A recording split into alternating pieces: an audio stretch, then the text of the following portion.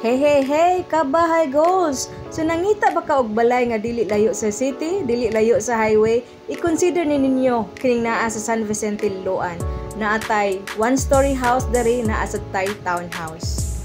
So very affordable, unya pwede nato siya ipag-ibig loan. So this is our one-story house. So this is a duplex, so meaning back-to-back na ay house.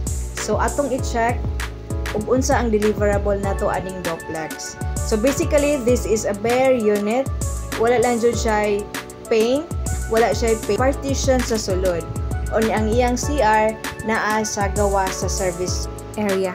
So this is the duplex unit. Kamo na mo panindot ani guys, this is very affordable and pwede nato ipag-ibig financing.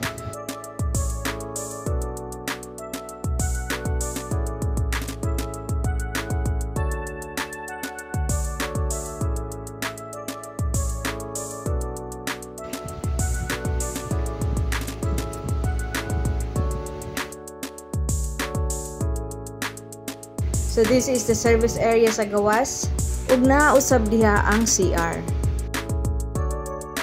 And this is the 2-story.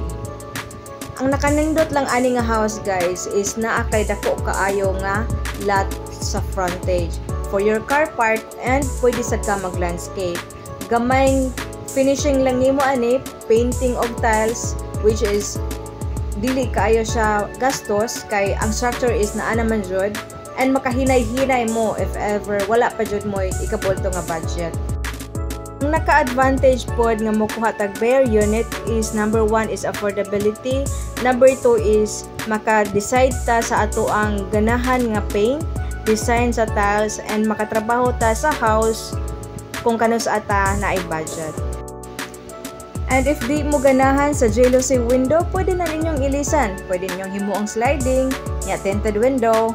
So, ana lang siya. Hinay-hinayan lang siya ninyo. So, thank you for watching. And if you are interested to view this unit, kindly contact me. Contact details in the description. And also, more details, the price list, the area, and the sample computation is in the description. Thank you for watching and I'll see you soon.